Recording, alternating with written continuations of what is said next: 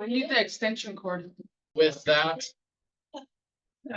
round of applause, we will call the meeting to order here at 2:08. Thank you all for joining us, and we now officially have a quorum, and we'll go ahead and take roll call. League of Women Voters, alternate Helen Fosler. Present. Salinas Valley Taxpayer Association, Kevin Dayton. Here. Monterey Peninsula Taxpayers Association, Tom Raleigh. Here. Community Voice for Aging, John McPherson. Here. Bicycling Advocate, we have Victoria Beach. Here. Video conference. Transit User, Andrea Manzo. Labor Organization, Raj Smalley. Here. Alternate Tony Garcia. Here. Salinas Valley Chamber of Commerce, Greg Hammer. Here. Hospitality, we have Martin Watkins. Here. Agriculture Representative, we have Norm Group. Yes, And here. alternate Nato. Here. Education Representative, we have Darren Fort. Here. Downs County Representative, we have Carol Kenyon. Video Here. conference. Here. Latino Organization, we have Chris Pereira.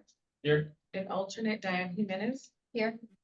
North County Representative, we have Rosemary Bernard. Here. And alternate Ed Mitchell. Yes.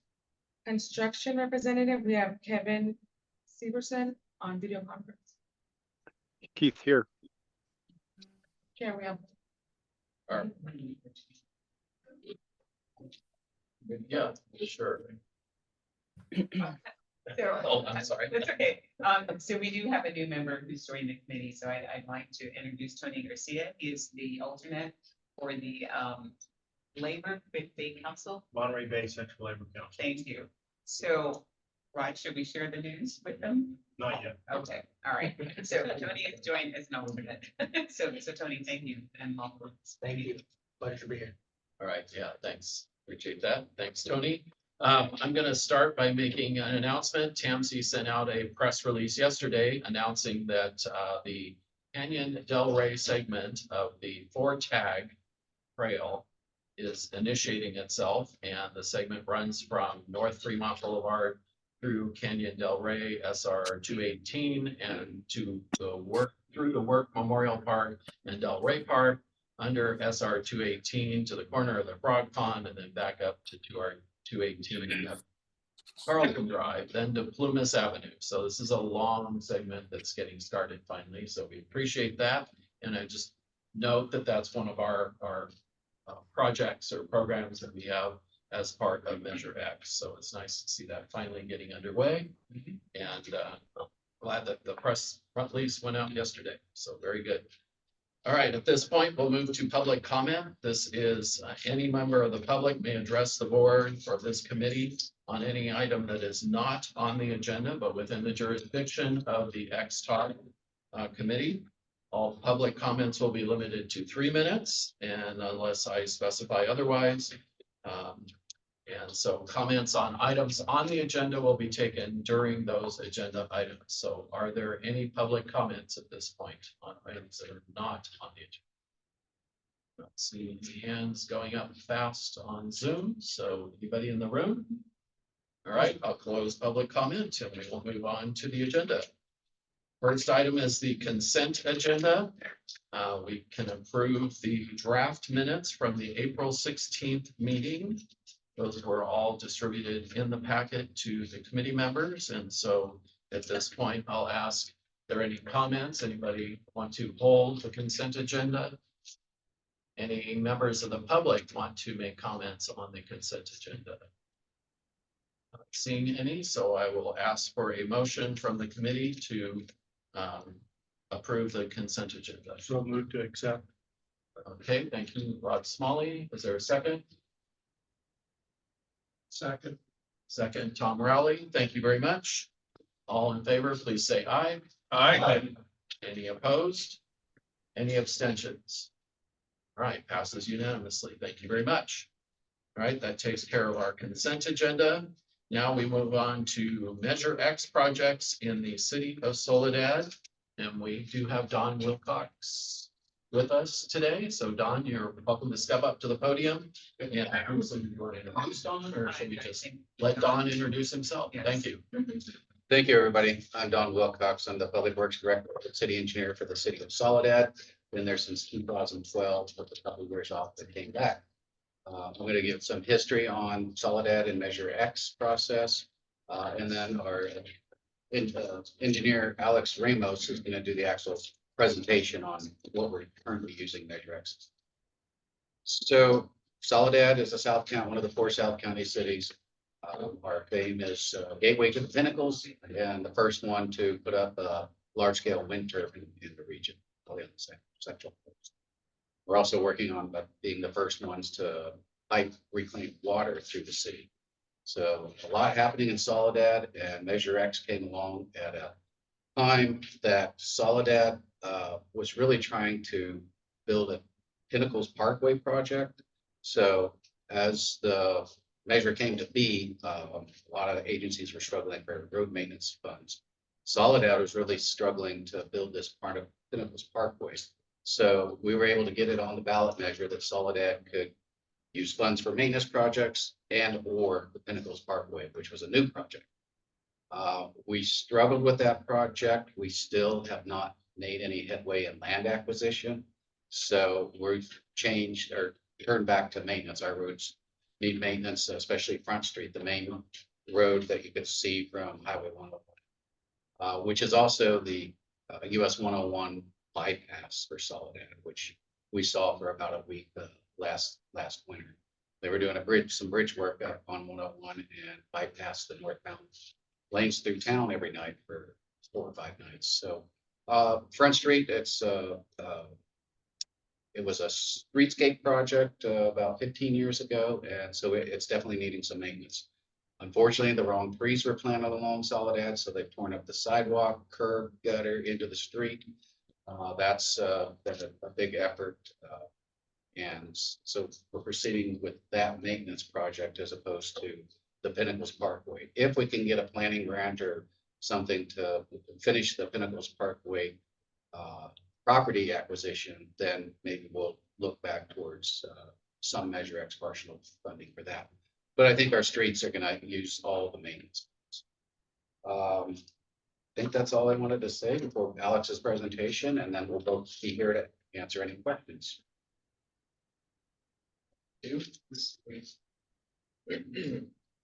afternoon, everyone. Once again, my name is Alex Ramos. I'm the assistant engineer with the city of Soledad. I just wanted to start off by saying thank you for having me, giving me the opportunity to be here and kind of talk about these projects, funding through Measure X. And without further ado, let's get into it. So just a quick overview. Some of the projects we got going on is, of course, the Front Street Maintenance Project that Don briefly spoke upon, and the annual cost share program for sidewalk repair programs. Although I want to take full credit for starting this program, it was actually my predecessor, and I think some other local agencies around the Monterey County have already implemented such a program. So it's nothing necessarily different, but we'll be talking about these 2 projects here. So the Front Street Maintenance Program, the Front Street Maintenance Project. So as Don mentioned, this project really stemmed from wanting to take care of the pavement and the concrete panels around the tree. I know it's a little difficult to see on the left-hand picture there, but the concrete panels adjacent to those tree walls, they're just busted up. I mean, along this corridor, it extends from Benito all the way to, I would like to say, east. And yes. Would you please speak up? Oh, I thought I would go. So the sidewalks are really busted up. The concrete panels aren't holding up. And as a result of these tree roots uplifting the concrete, we're also seeing that on the concrete curb and gutter as well. So that's causing a lot of drainage issues, unfortunately. As Don mentioned, the last time this whole corridor got any love was back in the streetscape project 15 years ago. So the pavement has been really, neglected, and it's it's going to have severe cracks along the whole strip there. But with that being said, this whole corridor needed love, and we sought out some contract with Harrison Associates to produce the plans you see here. Here's a small little snippet of it. But essentially, we are gonna be addressing the whole entire strip from all the way from Miranda all the way to Nestles. Those familiar with Front Street, and those have visited Soledad, that's about 1.2 miles of the whole 1.5 miles long strip there. So just to kind of reiterate that little city limits there, I'm sorry, not city limits, project limits there. That's a good strip of Front Street we're addressing as part of this project. That's one of the reasons why we only have 2 projects under Measure X. Most of the funding is gonna be just on Front Street. There's a lot of good stuff that's going in here, and this project has evolved tremendously from its original conception. So kind of to just talk about the project description, I do apologize for the small font there, but it's essentially addressing the pavement, resurfacing, repair of existing curb and gutter, sidewalks, the tree replacement, a landscape refresh. Many folks don't realize that when you look at this segment, you gotta make sure you have adequate sight distance, and that includes, looking at your landscaping. Do you have the clearance from the tree canopies? Do you have, bushes, like not chopped, but trimmed at the sufficient level that it needs to be so you can see as you're turning into the Front Street corridor? And then we recently took this project out to bid. We awarded it to Monterey Peninsula Engineering and PE. We got about 120 days to complete this project, and the cost was estimated about 3.8. Now that's just construction cost, total project cost. We're looking at about roughly 4 million. And just to kind of add to this project, we are also looking at enhancements that involves 5 major components. It's art. We're looking at lighting. We're looking at really kind of refreshing the whole corridor to kind of promote a hub for just a place to just kind of get together and really have a great time. This kind of also ties a little bit into our container village project that will be going out in the future, hopefully. And that's around that C8 section there. But honestly, this is a great project that we're really looking forward to. Here's a quick little snippet of just the kind of project schedule. We already started the project in July of 29. It's in full force. We already removed all the trees. We're currently working on the concrete work. We're doing the irrigation simultaneously there. And then we'll go back into planting, doing the lighting elements, the traffic cameras. We're looking at an all-stop warrant at some of the intersections just to kind of promote safety, a big element in this project. We also want to be conscious of AB 413. And for those of you who don't know, it's an interesting assembly bill to kind of help promote the safety aspect of controlled and uncontrolled intersections. And luckily we have a lot of bulb outs there, but for those who don't know, if there is no bulb out there, you would have to remove parking or anything to kind of clear up the intersections. And as a result, in this project, we would be looking at removing 1 or 2 stalls per intersection. But because we are doing that off-stall warrant analysis, we could potentially save those stalls and have a lot of happy people because we would be keeping the parking stalls there. And then we'd be finishing off this project with paving, striping, and markings. The next project here, or the next project when they do Measure X, is of course the cost share program for the sidewalk repair program. So every year we allocate about 40,000 of Measure X funding to repair these sidewalks. I mean, I don't think anyone's oblivious to the fact that trees do a number on our sidewalks anywhere. Are you guys familiar with some of the bad areas in Salinas here? It's pretty bad. And it's just not Salinas, it's every jurisdiction. We see this across the board. It's one of those unintentional consequences of having these beautiful trees in our areas, right? So what we do is essentially incentivize property owners with this program to offer a 50-50 split or up to 2,000, whichever is the lesser of the two. We're recently running into challenges with kind of pushing this project forward, not necessarily because folks aren't interested, but $2,000 doesn't take you as far as it once did. I mean, it's no surprise, post-pandemic prices have really gone up. And I kid you not, $2,000 does not take you as much as it once did, especially not with concrete work. So with that being said, we are planning to take this item back to council to ask for additional funding. As opposed to 2,000, we're going to offer up to 4,000 now. And hopefully we can take that to our next council meeting, which is scheduled tentatively for the 4th of September. But with that being said, I'm happy to address any questions regarding the presentation today. All right, any questions from committee members? I'll ask a couple. Oh, go ahead, Rod. When does this go out to bid? The Front Street project? Yep. This went out to bid in, I want to say late March. I don't know the exact date, unfortunately. How many bidders did you have on it? We had, I believe, 4. 4? I remember seeing a few bids from MPE, Don Chapin. I'm blanking on the third guy there. Shoot. He's one of the big guys here. Grant, I'm so sorry, Grant, and then I don't remember the 4th guy. All right, Ed? Yes. Is this funded solely by Measure X or is it a combination of? That's a good question. So yes, this is primarily funded through Measure X, but there's ARPA funding to supplement some of the potential enhancement components of the project. We have an accumulation of Measure X, so it's a $3.8 million project. We don't get that much every year. But since Measure X was first on the ballot, we've been saving the funds for the Pendleton Parkway project, which didn't really pan out. So we're able to fully fund this large scale for Soledad street maintenance project with Measure X funds. Change orders will have to be coming out of ARPA and other funds, but we're fortunate Measure X is covering the base project. So like over the last 2 years, you've been saving Measure X, some Measure X funds to be able to do this one. Correct. We envisioned about 2 years ago that, yeah, Front Street's gonna need Measure X help. Yes, Chris? Have you decided how much each location of sidewalk is, that it's gonna cost to repair? And will the trees be replaced? And if so, what kind of trees are you gonna use this time? So the tree problem is not unique to Soledad. I drive everywhere. I see the same issues. Yeah. So we want to do it once. Throughout Soledad with other funds in Measure X, we've replaced trees with the same tree, different tree, or we've trimmed trees, or we repaired the sidewalk and the tree just breaks up the new sidewalk. So with this program, if it's a tree that's making the sidewalk break up, then the tree has to come out and be replaced with one of the trees on our street tree list.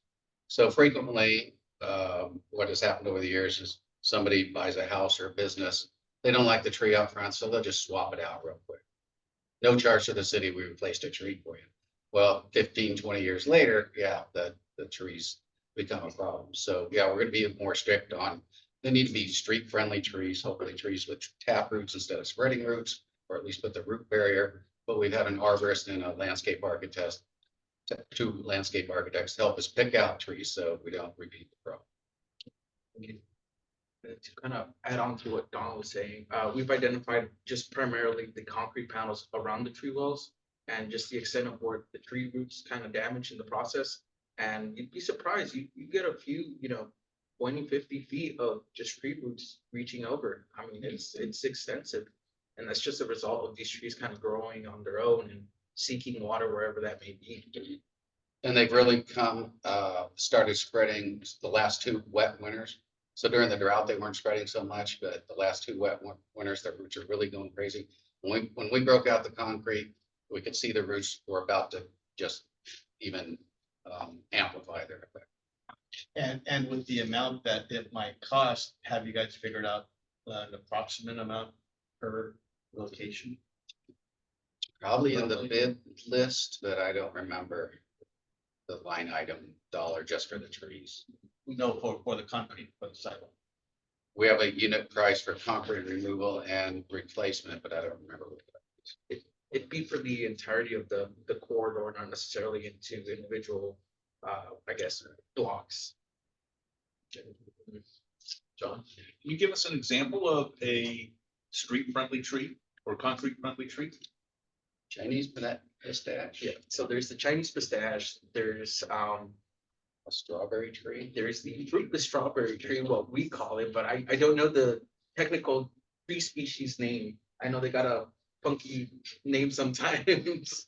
But yeah, those are the two primarily ones that we've seen in Soledad that not only hold up to the wind because all our trees are, you know, slanted, but they also don't beat up the sidewalks. So the engineers are concentrating more on the root structure and how big they're gonna get, and then the planning staff are more into the aesthetics. Do we want deciduous or evergreens, and then how tall they get, things like that. So we'll put a lot of thought into it this time. Yes. Yeah, Tony. So I had a question. You said the cost share program. I know each city is probably different. But my question is, why is the homeowner having to contribute when they don't plant the trees to begin with? You can't trim the trees. Like you said, you got homeowners that rip them out and plant something else. We're not allowed to do that either. Shit, you get, excuse me, you can't even put in the sidewalks in my neighborhood. You get in trouble for that, right? So I'm just curious of why the homeowner's having to fork out half the monies to repair the sidewalk. So it's located in our municipal code. It stems back to the California State Highway Code that the city just adopted. I assume that's how the process works. But it's been a longstanding municipal code that the city has had just there. I don't know what spawned it per se or how it got to be what it is. It's just, that's what our municipal code says. Yeah, our city attorney prepared a document that we hand out to the homeowners, given the legal history that the California Highway Code makes the frontage, the property frontage owner responsible for the sidewalk. And then if the tree was part of that problem, the homeowners or the property owners responsible for that too. Well, I mean, I've seen in certain neighborhoods that the trees are so bad that it's a tripping hazard. So now my next question is, if someone trips in front of my house, I'm gonna get sued by the individual who got hurt Exactly. because the city, our county, didn't take responsibility and get that fixed, right? I see some of them get asphalt or cold mix thrown in front of it. That's a Band-Aid. But there are people out there, unfortunately, that go around suing people and they see that, you know, it's gonna be a problem. Yeah, so that's definitely a problem with liability with the city. So once we're aware of a tripping hazard, yeah, we could be culpable for liability if something happens too. So we do an immediate notification in writing to the property owner. Yeah. You know, if it's a giant oak tree and it's gonna be tens of thousands of dollars, we haven't had that situation. We've had them, you know, 6,000-8,000 or under, and we split it as the solution to the burden on the property owner as well as the city. We've got, you know, 5,000 trees, and probably 500 of them are causing problems with the sidewalks. So it's a balance between the property owner liability and the city trying to facilitate the process. And fortunately, Measure X funding came along to help us all do that. No, and it's job security for our guys, so it creates work for our hands. But anyways, thank you. So I just went through this with the city of Salinas on the sidewalk project. So our family's property was taken about 30 years ago for a beautification project, which resulted in 2 magnolia trees being planted on our property and sidewalk installed. So just a couple months ago, I was extorted out of the money to fix your sidewalk, not yours, but the city of Salinas. So I just went through this. So hopefully you can lead through Soledad and fix your sidewalk project program.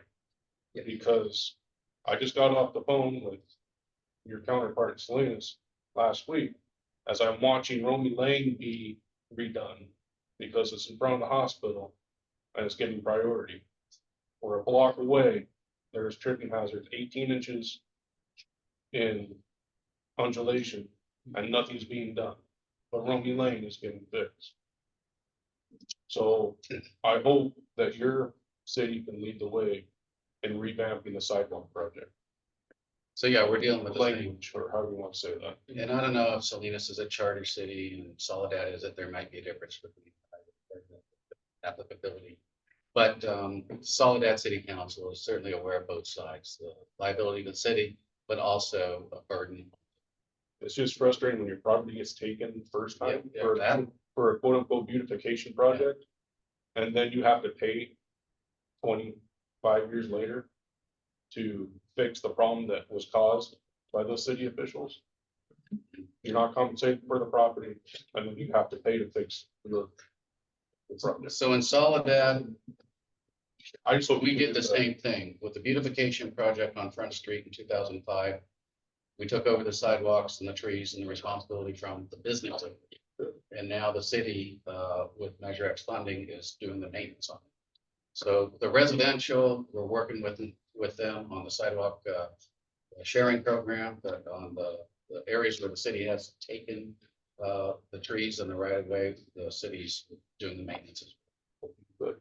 If I may add on to that as well, I want to say the city has been doing, in my opinion, a great job of working with precision concrete cutting. I'm sure if you folks have heard of them. They actually come out here from the San Francisco area and they come down and shave a lot of the sidewalks until either funding can be produced to fix certain areas or work with the homeowners to give them a discounted rate. So they don't have to replace a whole concrete panel. They can just shave off the 1-2 inch that they have on the lip, and it's a much cheaper solution in the interim until they can cut down the tree roots that are really causing the issue, because it is a band-aid solution. It's not a fix all per se, but it gives them time. Right. I said for the last 13 years, we've had this problem. How many trees are you gonna plant again in the sidewalk road? For the Front Street Maintenance Project, we've identified 27 trees and we're replacing all 27 trees. But we're like Don mentioned, we did our homework, did the research and making sure that those trees are more sidewalk friendly. We're looking for deep rooted trees as opposed to kind of the surface level. And we're just hoping, this doesn't repeat itself with the irrigation techniques that our landscape architects suggested as well. There's a lot of issues with trees with business owners. They like them small and tidy, but they want shade. Once they grow to a certain height, it covers their facade and their business thing.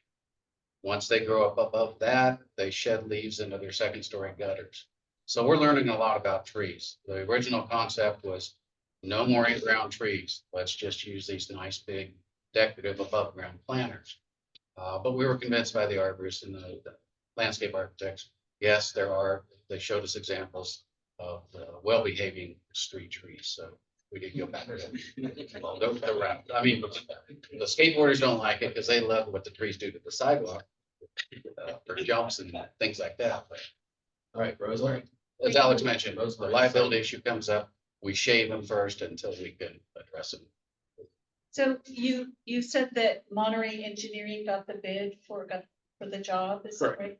And so there were 4 bids total, I believe so. is that right? And do you know by what percentage they came in lower?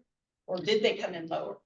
So our policy, it's set up in which we take the lowest responsible bidder. I see. So MPE came in at the lowest and we checked their bid proposal and confirmed and determined that they were the lowest responsible.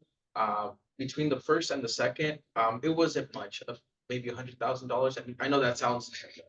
Thank you for not saving a lot. $100,000. Yes, that may not seem like a lot, but in terms of just the project scale in itself, when you're talking about the millions, it's not such a giant percentage in difference is what I'm trying to get at. Okay, all right. And then were you taking out sycamore trees? Is that the type of tree that was coming out? Or do you know?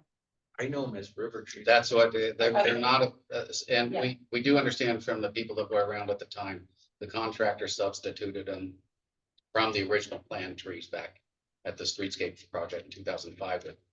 River trees sound like a run of the mill, less expensive, not a. And the name you were looking for is arbutus. That's the strawberry, so-called strawberry. Thank you. Thank you. The streetscape project, are you guys, is it just staying on the existing streetscape that you're improving, or are you pushing the envelope on how far the streetscape is pushing, like past Benito or something like that? So and feel free to chime in, Don, if I'm mistaken, but originally the conception of Front Street, this maintenance project was just the downtown corridor. And that's from Benito all the way to east. That's all the red concrete area. If you guys are familiar with Soledad, it's just that portion itself, and it's on east side of Front Street. So that's just the business property side, right? That's where they're having the most issues. But since then, with the delay and of this project by a year, we had more Measure X funding, and of course, we expanded the limits out further. So now we're going from the north off ramp of Miranda Road, that area, all the way to Nestles Road, and that's where the south off ramp is located at. But I mean, in terms of the nice walkable area, Yes. is that stretching past Benito? Or is that just gonna be like repaired, in place, replace current with current? Sure. So pavement maintenance is the entire limits Alex just described. Yeah. The streetscape element, it's mostly the 4 main blocks of the downtown. Okay, got it. So pavement maintenance is throughout. We're also infilling some streetlights, some missing streetlights on the end of town. Sure. But the streetscape project with all the enhancements is mostly downtown. And then as a quick Economic. follow-up, what kind of complete streets infrastructure you guys putting in? More ped or bike blockers or bike stanchions or locking locations or other bulb outs and whatnot for peds? I can help answer this one. So we have, and I am so sorry if I butchered the technical name for this. We have green bike boxes, making it a Shero corridor. As opposed to before, we didn't have any biking infrastructure on Front Street. So that was a big leap. And the only reason we're kind of tied to just kind of those, I don't want to call it minor, but those components of bicycle infrastructure was because of the diagonal parking. We don't want folks getting hit, right? But that's what we're doing for bicyclists. In terms of pedestrian, of course, we're doing everything we can to have a safer sidewalk for them to traverse through. We of course want to also look at accessibility from an ADA standpoint. One of these boxes doesn't have an access ramp, so we're looking into those components to make sure everyone has the accessibility to be on the sidewalk and not force folks to traverse through the street and to the nearest, access ramp. And one of our struggles there is the sidewalks with the street trees that are problematic are an 8-foot sidewalk. And the business owners frequently complain about bikes riding fast down the sidewalk. Yeah. So we're trying to balance, how do we get the bikes in the street where they're supposed to be? It's a 25-mile-an-hour zone. It's safe, but as Alex mentioned, the new pavement markings and signage prohibiting bikes on the sidewalk should help. We run into the same problem downtown Salinas, so. All right, I'm going to take one more question from the committee and then I'm going to go to public because we need to move on. We have other agenda items. So Diana, you get the last question from the committee. Thank you. It's more of a comment. I have relatives who live in Soledad and they're always telling me it's happening in Soledad, like their slogan. And by your presentation, sounds like there's projects that are happening, which will be good for the community, especially a rural community that needs congregate areas, fixing of the sidewalks and all of that.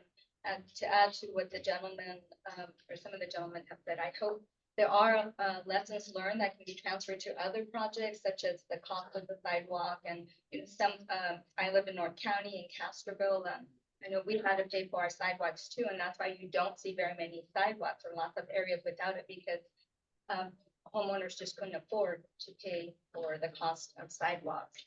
And then we're going to be having Merritt Street in Castroville revamped and improved. So I listened carefully to the tree problem, because it would be nice to have trees. They do aesthetically add really nice value, but there are problems with the roots. So I'm just hoping whatever lessons you learned, they'll be passed down to other projects that are improved.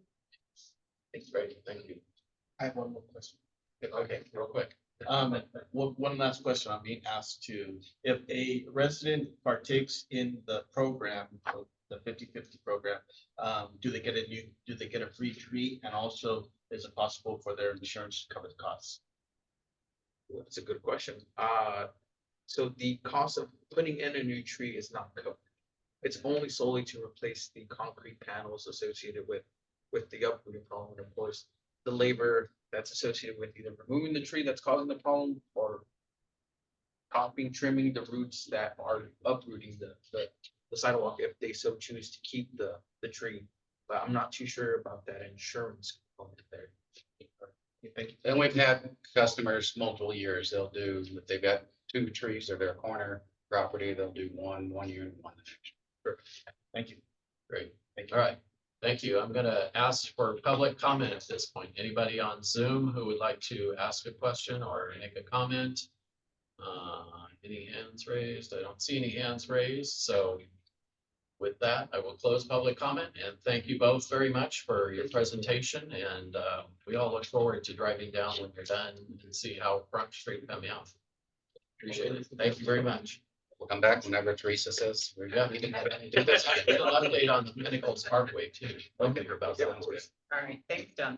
All right, thank you both. Thank you. All right, next up on our agenda is to receive a report on the Oro Park cut through traffic pilot project. For those of you who have driven 68, you have probably experienced this, so Head nodding. Doug, it's all yours. Yeah, just want to give a shout out to these two gentlemen. They do a good job representing Soledad. We've done a lot of projects Yes. together and Agreed. really Thank you. impressed with what they Tam's did. been down there several times helping us with all. Appreciate that. Thank you, everyone. Thank you. Thank you. All right, so you all know about the Toro Park project, I take it, but we go into a little detail. First, let's say, why is it Measure X? And so the Highway 68 corridor. Okay, there we go. So the Highway 68 corridor is a different project, but it's the same corridor that's funded by Measure X.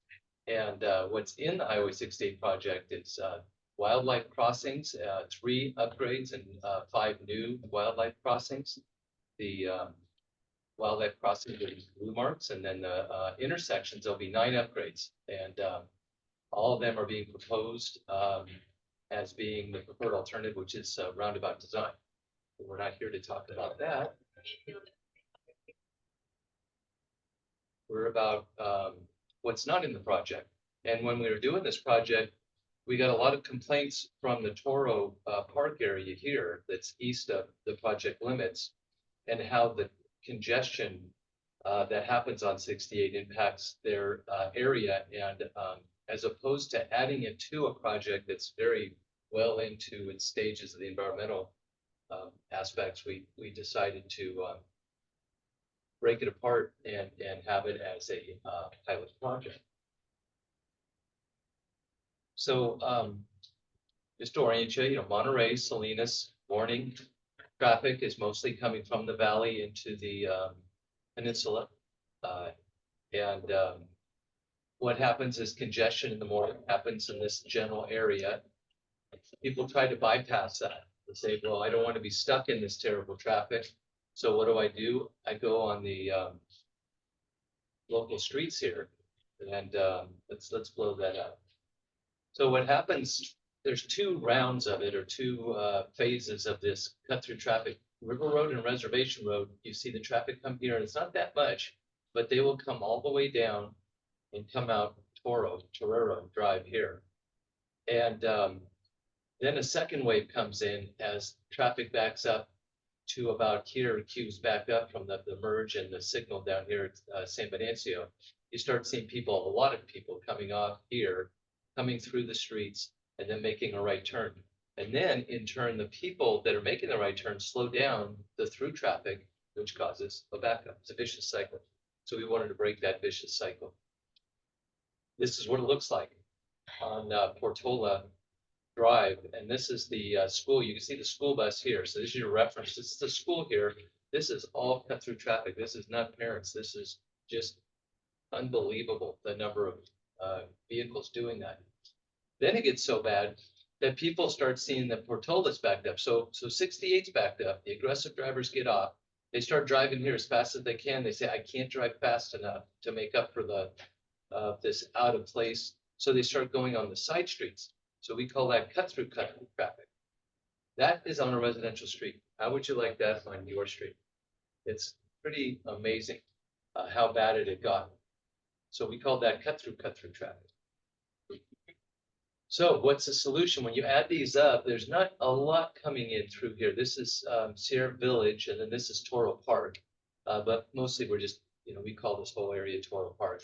And the idea is let's get rid of the right turn movement here and push the traffic back on 68. Let's route it to where the problem really is, which is 68. And that's where our long-term solution is, which is the roundabouts. So how do we do that? So if you see here, here's 68, it's a little tilted, but this is 68. Here's the school. This is where I took that picture of the traffic coming down here, making a left turn here, coming down here, making a right turn, this big right turn here. So what we did was we put in a road blockade here.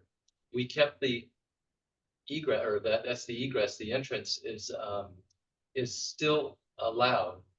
All the neighborhood here has to go all the way around to get to 68 and come out this way. So we'll talk about that, but hopefully you can understand what we did. So there's about 650 cars came down here every morning. So instead of the 650 cars coming around here causing a problem with the right turn, where this was pretty much acting like an always stop. One car would go right, one car would go through, which is just inefficient. So 650 people brought back up here. But that's it, only 650? 650 car a minute, that's a lot for a residential area. And as you can see, it can't hold it. Yeah. So you start getting the other streets are impacted. So basically that whole area is impacted for probably about 2 hours. I thought it'd be more cars. Yeah, I did too. it's the same as 68 actually, in less than an hour. Yeah, so give you an idea, the capacity of the road is 1,200. On Highway 68 is 1,200 an hour. Okay. So you're taking half the traffic on 68. So it's a lot. So this is what it looks like. So here's 68, and you see the cars kind of backed up here. This is the blockade. We made it so that you can see as you get closer, emergency vehicles only. So we talked with the fire department, and they are allowed to go in on emergencies. And of course, they can come in, no problem. And you can just see the neighbors. This was the week after it was put in, a lot of interest in it. I was just out there this morning. I've been out there most mornings. And there's a lot of eyes out there, a lot more people walking. It was really a well accepted project in terms of taking back the neighborhood quality of life issues. What happens when you ignore the signs? You get caught. So first couple days there was 4 to 8 tickets being given in the morning. We'd meet with the CHP officer, who's been fantastic on this whole thing. That was really key, and this was a person. I was talking to the CHP officer here on the corner, and she had her lights on in the car, and we were talking on the corner, and this car looked at us and went, so she had to run back, get in her car, jump out there, got him. So, I heard it's about 2 or 3 a day now, and, probably eventually there'll be less enforcement. There are people going through, no signs absolute, but, when my understanding is this person is going to get 3 tickets, 1 for driving on the wrong side of a double lane, 1 for driving the wrong way on a street, and aggressive driving. They're towing. And that's a pretty significant fine and points on your driver's license. So if you're inclined to do that, don't do it. You will get caught. So how did we get this together? I'm going to walk through the nuts and bolts. And again, I'm talking about this because this was all funded by Measure X funds. So February 21st. So anyone that's not working in the public sector, just put your private sector hat on. February 21st, Todd and I get invited to a meeting by the homeowners association, and they don't even have consensus on it. They just say, we really need to do something. And we agreed to look at it and maybe implement a pilot project, because we knew it was bad. So then we started studying it, and we got a community workshop, a month, a couple weeks, or 5-6 weeks later, we get a community workshop that was just overflowing, 120 people at least in the school. And in that time, I was looking at it, I took those pictures, and I'm like, we really have to do something. So we're committed at this point. The workshop built consensus, and we got a good committee that was formed in each area of that neighborhood, Sierra and Toro Park. They were all kind of representative, and we met, and I really, at this point, it was brought to our attention, well, you know what, school starts back up in August, and it'd be ideal if we could put it in place before. So we set up a target, very aggressive target for July 12th implementation. And that's pretty much from April 3rd to commit to July 12th. It was an aggressive schedule. So the committee came together, and we threw out ideas. We realized it wouldn't work for some different reasons. We all got together, and one that just came out near the end, which what you just saw, we all got to consensus. We said that's it. That's the one we want to go with. And that was with a lot of people that were like against the whole project to begin with. So pretty amazing, but we got 100% backing of it. And so May 22nd, we had our second workshop meeting. And while it wasn't 100%, we listened to the community, and we had a really good meeting again. Now that I'd say we had to be at 140 probably at the next meeting. It was well attended, and a lot of energy, and it was a challenge, but we got to support. And this kind of shows you there's more people out here. But the real big question, we asked a lot of people a lot of questions, and the biggest thing was, were you heard? Did we understand your concerns? Did we hear what you have to say pro and against? And with that, we felt comfortable going forward with a pilot project. Now, I'd say 80%. And I could, we never did count hands on these things, but, we just took pictures, and you could see, gentleman here has question number 10. So every question, instead of sitting there and writing up this stuff, I came up with an innovative idea. I go, just raise your hand, we'll take a picture. There's our survey. And it was really good. And about 70-80% of the people were like, this is the way to go. This is what we need to do. So we did. So we went to TMC. They gave us funds. So there's June. That gave us a couple weeks to go out there and get the project installed.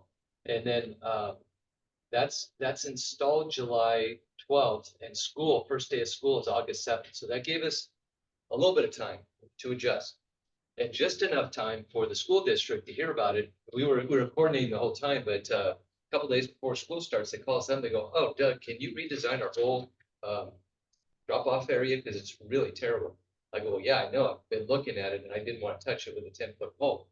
But we said, "Sure." So we redesigned their area with cones, basically, and there it was. First day of school, August 7th. Now, between now and October 8th, we're monitoring, we're listening. My phone is off the hook every day with the community members, and a lot of support. And a lot of people's lives were impacted, because now they have to go back and go on 68, and now they're stuck in the same congestion that everybody else has been stuck with, and they don't like it. So when we come back October 8th, we're going to be looking for a long-term solution, because this is a pilot project. That's one of the main reasons we got this implemented fast. And we got consensus, because we're saying, okay, if it doesn't work the way we think it is, we can pull it out. So October 8th, we'll make an assessment and see where we go. When I walk out there, I walk up and down here, and people know me by name. They're like, "Hey, Doug," and some of them are waving, and some of them are waving with one finger. But that's okay. So this is what we had before, right? And that's your the equivalent of the 350. That's a lot of cars. And this is what we had today.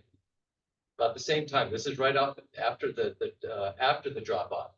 So I'll give you another picture of that, because this does get congested this way. But this way, there's only a handful of cars. These are all parked, right? So they all have parked, and we took out parking on this side because this was the one of the main safety reasons. The reason we felt compelled to do something for the school was parents would park here. They'd come off Torero, come up here, park, cross here, all over the place. Parents, kids cross, not safe. So we said, well, what if we put these signs up here? I would have bet my bottom dollar that parents were gonna ignore it. Never even had to ask them once. That's just amazing that they adhered to the signs. We did have a problem here. We had to put some the people coming out of the parking lot here would conflict with the people that wanted to make a left turn in. So one of the axioms of a parking lot is if you can't get out, you can't get in. So you get a logjam. So to get rid of the logjam, we put in a no left turn here. That was an adjustment made on the fly the day of, and that cleared it up for the most part. And I have a picture a little later on. How did first day of school go? You never saw it this smooth. I mean, it was just amazing. And what we did was there's, if you know this school parking lot, there's a leg that comes in, a center leg that comes in, and only one exit.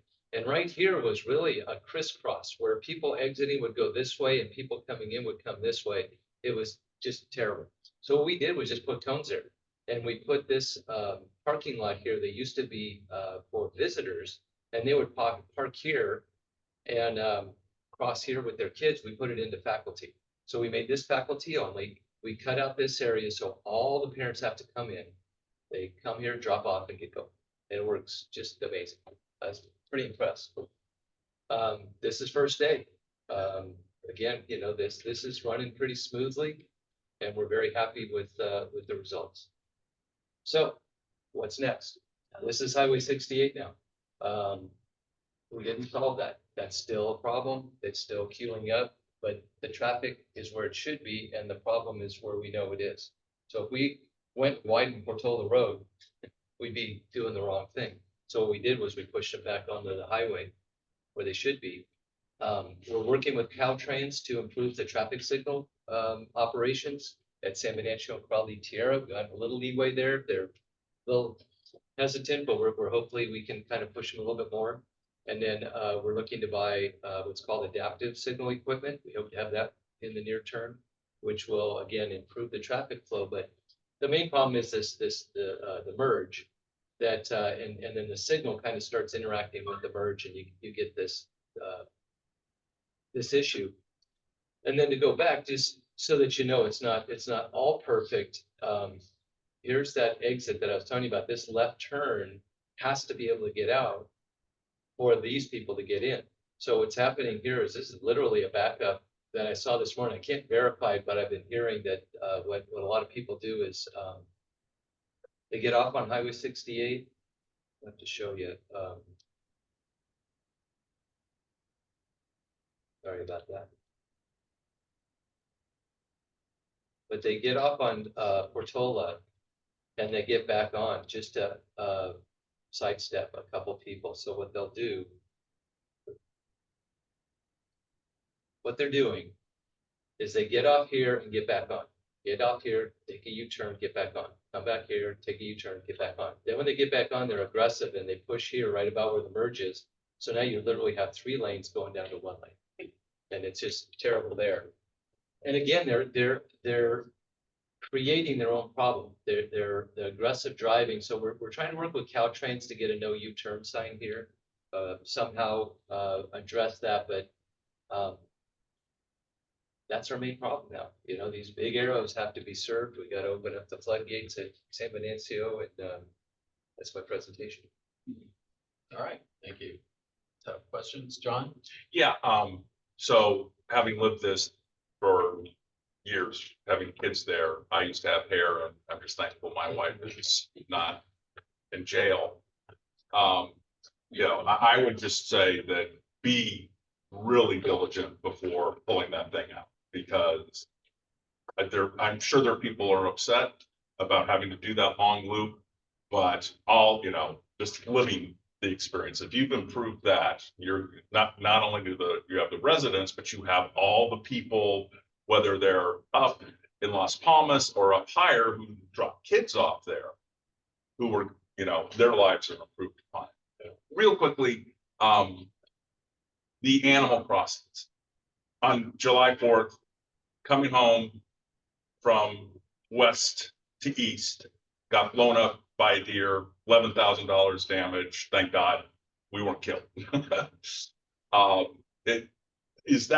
those going to happen before we figure out what we're doing with the intersections, or is it all kind of part and parcel? Some of them will be. Okay. Yeah, and I think it's the upgrade ones, not the new ones. But I don't know how many of the upgrades, but that'll be done as part of what's called a shop project. So when they pave 68, they'll be doing that part. There's a culvert project part of that. Okay. So some of them will be done. As that. Okay, thank you. All right. Great. Thank you. I think it's a great idea. I think it's awesome. And I will guiltily admit that I used to do that as well, because there was a noticeable difference. And what's happening is that people on 68 would be nice and friendly, like, oh, you can go ahead. And that screwed up everybody. But it made like a 5-minute difference. And if they're running late for school, no. What were some of the alternatives that were discussed for that no right turn? Other than the temporary barricade? And then as a quick follow-up, I know you don't have official numbers and I know there's still a backup, but is 68 moving a little smoother, or now you can definitely see that San Venancio is the issue? I'll answer both one at a time. So what we really found about this solution that really hit the mark is that we could get rid of this right turn. And any solution had to get rid of the right turn. It was just a matter of where we were going to block them. This was the only one that didn't require anyone to make a left turn here. So any left turn that you forced a resident or a parent to have to make that left turn when they would have rather gone to the safe interchange, well, you can go up, turn around and come back, but no one's going to do that. So if you forced them to do that. So what I originally thought of was to put the blockade here so that these people could get in and out. But the problem was, the more we looked at it, and whether we put it here or up at 7-Eleven, it was going to be the same thing. We were going to force people to make a left turn here. There was some talk about gated community. And we said, sure. Yeah, I mean, that's fine. If they want to gate a community, they can have it. That was looked at. But they paid for it. Yeah, I mean, once it becomes private. Yeah, that's it's all that. It's a gated community. You can have the street, you can take it, you can do all that and We gotta maintain the street now. yeah. Well, and come up with $1 million or so, and a couple thousand a year, in HOA fees. So that didn't go too far.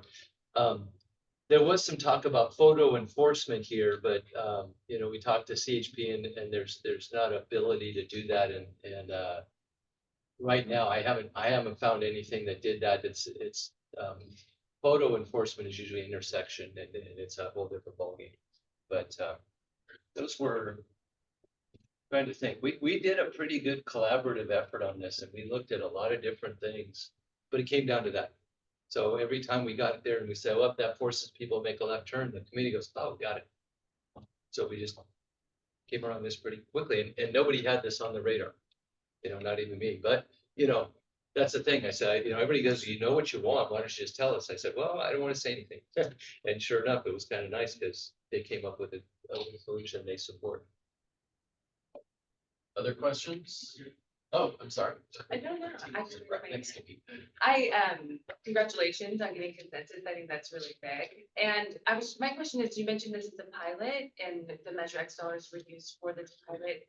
What would be the next step and would Measure X dollars be used for that purpose if it was to be a permanent fix? I think that the next step is to see if there's consensus to do a permanent project. And the board gave us enough funding to probably get a design together and have a little bit left over, but not enough to construct. So we could, if this is the solution, it would look something like a long-term solution would look something like we did in when I used to work in the city of Monterey. We did something like this on English and Casanova. That, yeah.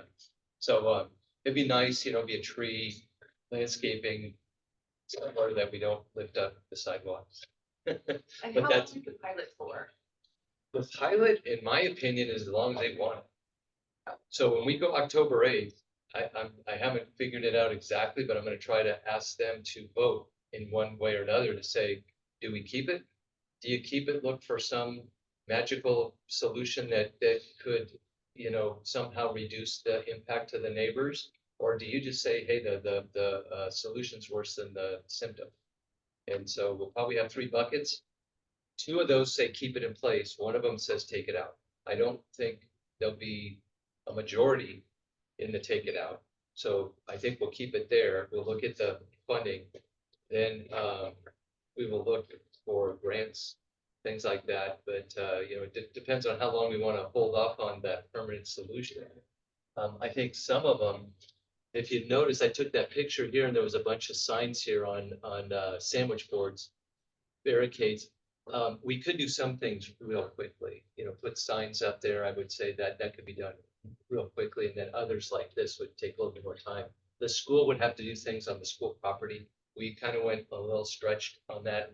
But in essence, we planned it for them. We put delineators out, but we didn't touch their, we didn't do any changes to it. So they would probably do that, or we would go together to do a safe routes to school project. That's kind of what I would see us doing.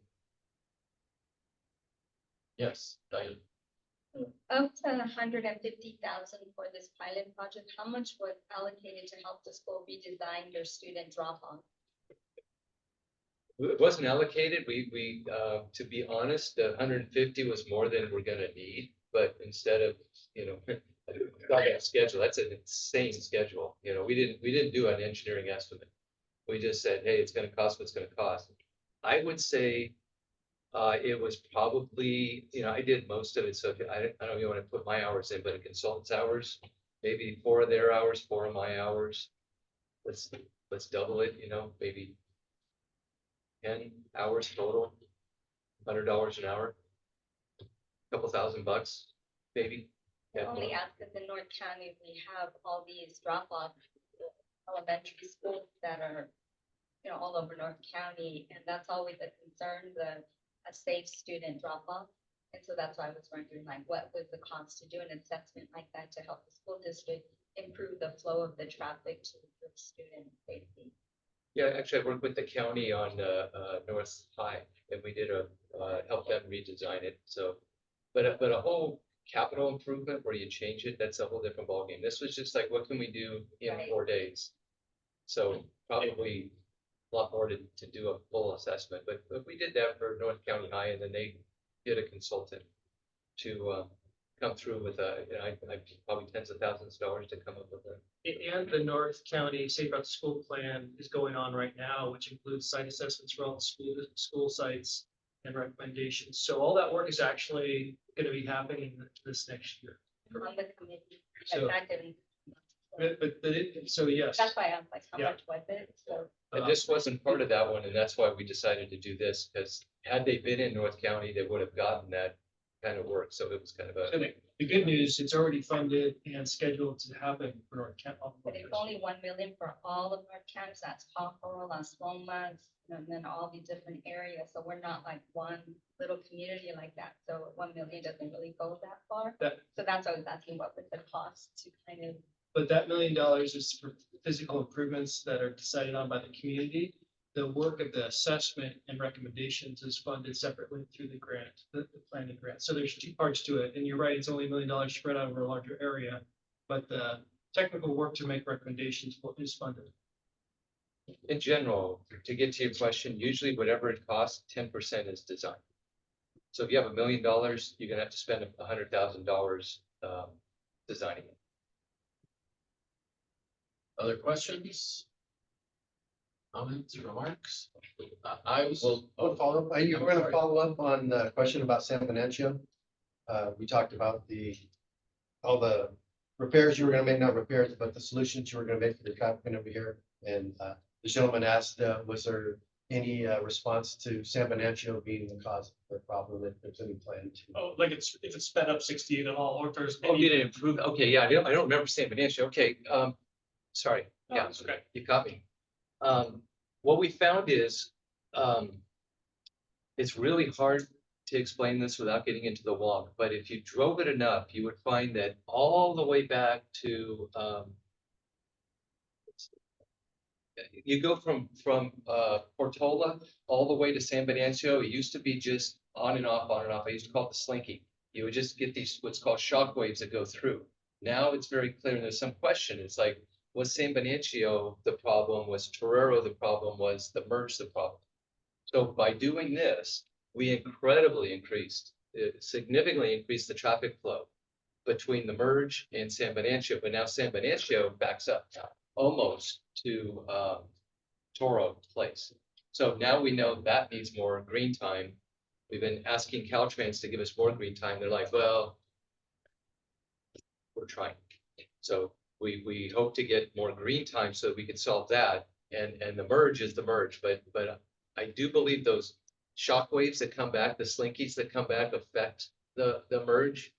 So I think if we could get something like that in the roundabouts, something long term, because what happens is really people drive and they know San Venanzio's there, so they slow down way back here. And they're smart enough to say, why do I want to race and stop and go and stop and go? So the more they can flow through San Venancio, the less you get the shock waves. Thank you. Answer your question. Okay, Dale Avon. I was late today because I came over the grade and came on Highway 68. San Venancio light was very, very, very long. For me. Seems like it would take forever. So you live off of San Venancio? I know I don't live in San Venancio. I live in Lower Carmel Valley. I came over the grade because I knew I could get here quickly. But the light was almost 3.5 minutes at San Venancio.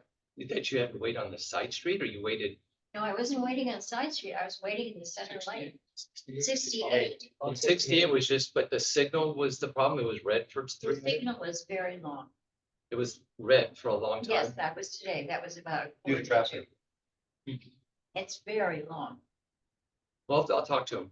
And I used to commute down to Soledad and also later on to Greenfield, but I was always commuting in non-peak times.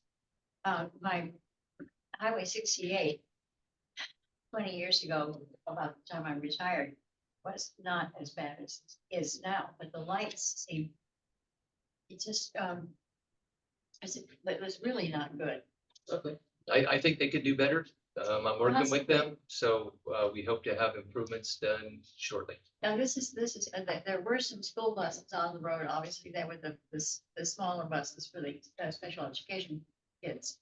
But for the most, when I wanted to come early today. And I was delayed. By both stoplights, actually.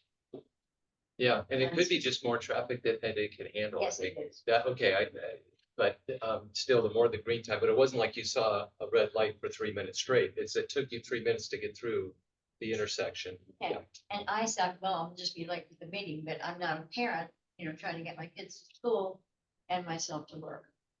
If you had, I would have probably already talked to you. I think I've talked to every parent. That does that, but it is a good point. 68, the consultant did realize when we were looking at this that the traffic is all day long now.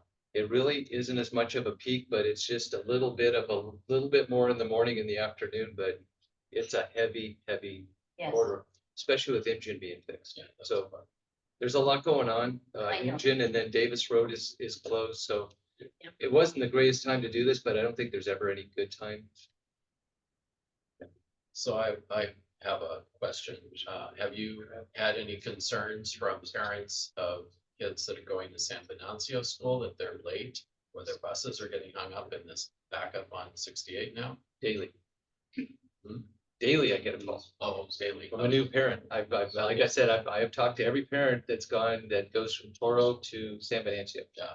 Because they used to be able to sneak through. Correct. And that was what was causing this problem. And now that they're stuck going into this, they, instead of saying, boy, now I appreciate why everybody was so bummed, they're like, why me? Can't I go back to, slipping through? And that's a tough decision that this community is going to have to decide. Well, they have special treatment because they live there. Yeah. Yeah. Any other questions? Otherwise, I'm gonna go out to the public and public comment on this presentation. Not seeing any hands going up there, so I will close public comment and thank you, Doug, for the presentation and look forward to hearing the follow-up after the pilot and the community get together and decide what they're gonna do. All right. All right, so moving on to our next item, we will receive, update, and provide feedback on proposed revisions to the Measure X annual audit reporting tables. And I understand that Mr. Zeller, Mike Zeller, will be leading this, and you're on Zoom. I see you down there. So welcome, Mike. Thank you. Good afternoon. I am on Zoom today. Apologize for not being there. I have a daughter is under the weather and sick at home today. So, but glad to be able to present this item to you virtually. Going to give an update on the Measure X annual report compliance charts. These are the tables that are included in the annual report that show the local jurisdiction compliance with their Measure X annual audits. After the last year's annual audit report went out, we did receive some feedback from both the TAMC board as well as some committee members around making some changes to the tables that I'll talk about. But if we could go to the next slide, I just wanted to start with a bit of background information. As part of the Measure X tax sharing agreements that we have with the local jurisdictions, every jurisdiction that receives Measure X funds is required to submit an annual audit by December 31st that provides some fairly detailed information on the amount of Measure X funding that they received and how they spend it and how they plan to use it in the future. Those reports are comprised of an annual report summary, which talks about the projects that they spent Measure X funds on. It has before and after pictures of those projects and gives a narrative around the benefits to their community from the Measure X funded projects. We also require an independent financial audit. So an independent auditor is required to come in and prepare a report that details how the jurisdiction has complied with the tax sharing agreement. There's certain requirements that they have to keep the Measure X funds in a separate account. So there's no commingling of funds. They have to verify their maintenance of effort requirement and several other key aspects that go into the audit report. We also asked them for a 5-year capital improvement. So this is the look ahead of what they plan to spend their Measure X funds on over the next 5 years, as well as maintaining a pavement management program. So giving us an update as to what the overall pavement condition is for their local streets and roads so that we can hopefully over time show improvement in pavement condition for local street maintenance projects. So all of these reports that we receive annually are on the TAMC website, and the full reports can be downloaded and viewed there by committee members and all members of the public. So if you were to use the QR code that's on the screen there, that will take you to the web page. There's also a link in the staff report that will take you to the page where we have all the annual reports posted.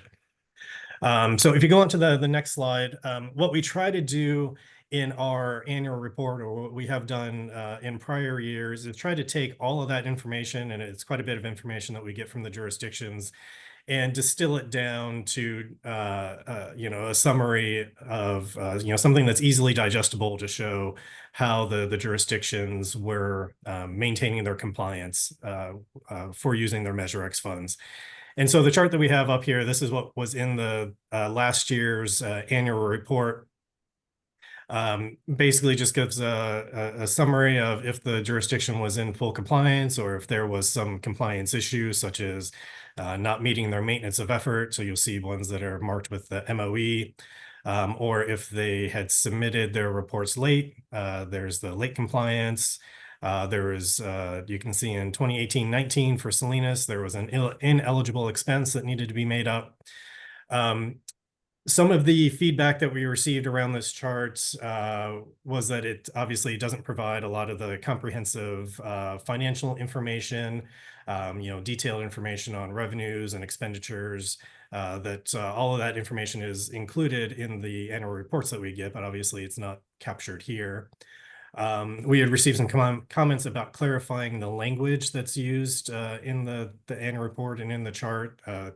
So that things like late compliance is a little vague. It doesn't discuss whether the city is still not in compliance or if they subsequently came back into compliance. It just shows that they were late without any further description. And it also obviously doesn't talk about the 40% of funding that goes towards the regional program. This is just strictly for the local street and road portion. So we took that feedback, and if you go to the next slide, we came up with some proposals for how we could revise these tables. I can send these out after the meeting. We'd like to get committee members' feedback on this. So I'm not sure if, hopefully this is showing up well on the big screen in there. But what we wanted to do was include more detailed financial data to respond to those comments that we received, provide some clarification on the compliance status, as well as expand the reporting to include the regional component as well. So on the left-hand side, we had a chart that would detail the local street and road portion of the Measure X funds. So we would have the top portion shows the amount of revenues that a jurisdiction received. If they had any funding that was in a reserve that they carried over from prior years, so prior Measure X funding that went unexpended, any interest that they earned on the funds that they had in reserve, and then that would give you the total balance of funds. So if you look at the county column there, they have a total balance of funds of just over 31.1 million. And as of last fiscal year, what they had reported was that they had 19.3 million in expenditures for fiscal year 22-23. And they had a resulting balance then of 11.7 million in Measure X funds that they are carrying over into the next fiscal year that they can spend on future projects. We also included a line on there to talk about their general funds spent on transportation. So this relates to their maintenance of effort. And then a line that just says yes or no if the maintenance of effort requirement was met. And then a final line to identify if the jurisdiction is in compliance going forward as of a set date. So for here, we have a date as of June 30th, so the end of the fiscal year. What you can see on here, the county and the Carmel are in compliance. And if you spread that out to, the remainder of the jurisdictions, you would see, Sand City is not in compliance because of the maintenance of effort discussions we've had. So there's an example of what the local street and road table could look like. And then on the regional side, we tried to do something similar where we show, breakdown of funding that goes towards the regional component of Measure X. That 40% here in this table is about 15.3 million. We have the table in the middle with the gray header for the Measure X regional expenditures, and then a breakdown of all the programs and projects that receive Measure X funding in that fiscal year. And then in the very bottom gray table, similar to the local streets and roads, is the accounting breakdown. So we have the funds that were carried over from prior years, the interest that we earned on those funds that were in reserve for the regional program, how much we received in revenues, and then the expenditures, and then the resulting balance that shows down there of just under 63 million that's carried forward for future projects. So what I wanted to do today, what we wanted to do was just get feedback from the committee as to this kind of change in direction in how we would display this information in the annual report. We're obviously in August, and so we have some time. The annual report is usually put together around February of next year. But since we had received these comments and wanted to just bring this back to be proactive to show some responsiveness to the committee, as well as give us some time to kind of digest and take feedback.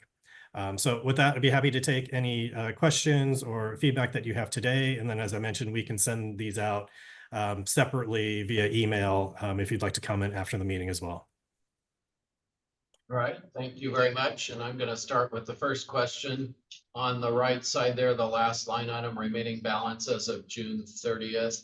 That's not going to show or does not show any encumbrances for any of the projects that are listed above. Is that correct? Correct. So that's just shows what was spent on projects in that fiscal year. We maintain it's our integrated funding strategy that shows our plan over the next 5 years for how we're going to spend Measure X funds. So that's where those encumbrances are captured. Okay, great. Thank you. I just want to be clear. All right. Mhm. Ed. I attended the TAMC meeting. And so there's a bit of information that Mike has not provided. One was that supervisor said that I did not understand this report before I was elected, and I still don't. Now, I'm used to, I'm a national award-winning author, Amazon #1 bestseller. I learned along the way that the people that cared about me when I handed them the chapter and said, does that communicate? That the ones that told me what didn't work were the ones that really cared about me succeeding. I really care about this committee succeeding. So what I'm going to talk about is what did not work at the TAMC level meeting. It was not transparent. When a supervisor is responsible for 43% of the Measure X funds tells you, I don't understand it. They're telling you it didn't work. That's not criticizing anybody. It's saying, okay, now why didn't it work? For one thing, this chart, which he showed up there, looks like a wall and communicates like a wall. It doesn't work. The format does need to be changed, and he talked about that. Okay. One of the things that's been missing since day one that I was here was the fact that there's a great story not getting out, and this format's getting in the way. So that does have to be changed. I have a copy of a variation of what Mike is presenting here. From the time I was sitting down with Kevin at the subcommittee and asked the question on the report that was being supplied to about performance, where is the column that says how much they spent? That remaining balance is very, very important. But the way that chart comes across, it's not clear either.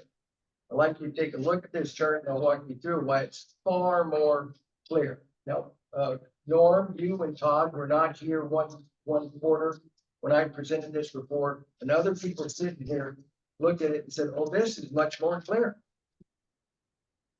This format is far better than what's being presented. Here's the action. It's a very simple fix. One, tell the reporting, the 13 municipalities that they have to report the funds they expended that year. Okay, that's a good thing. Two, it doesn't have to be an audited number. Whatever it is at the end of the fiscal year, they report. And from that, you'll be very easily able to see, like on that chart, that there's something that wasn't spent. You noticed me ask the question of the people that were presenting from Soledad. I asked the question and said, hey, so you saved some money over the last 2 years and set it aside. And the answer was yes. And I could see that on that chart because I ran the numbers based on what Mike had given me in December. And I was trying to build a chart that jumps out at you being transparent. Part of the message that did not get out, though I supplied it to try to be fair to help the county recognize. There's a very good message here. There's 6 municipalities that spent all the money or they spent over it. And in the county spent twice as much money in 22-23 than they were required. Then not only did they spend X, they were working on these roads right and left. And I think throughout the community, even Soledad, there are people busting their rear end to spend the money. And the message is not coming out. Now, in this chart, it's colored in yellow because I didn't know. I assumed that they had just done that, what they told you. They knew this big project was coming forward and they needed to save the money. That's not a bad thing. That's okay management. So there are other communities, though, like Monterey there, where they haven't spent a bunch of money.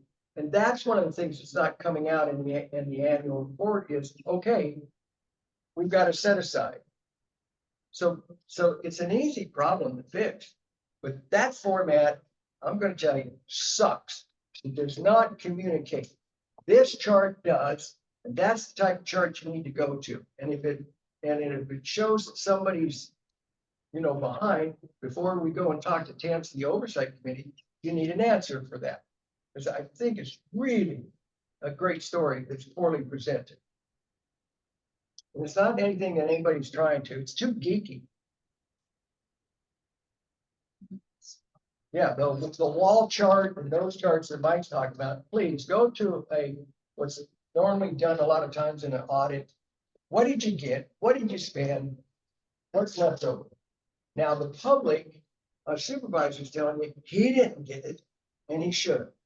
So if you think that it's out, people out on the street will get that, or a newspaper person will get it, no, they won't.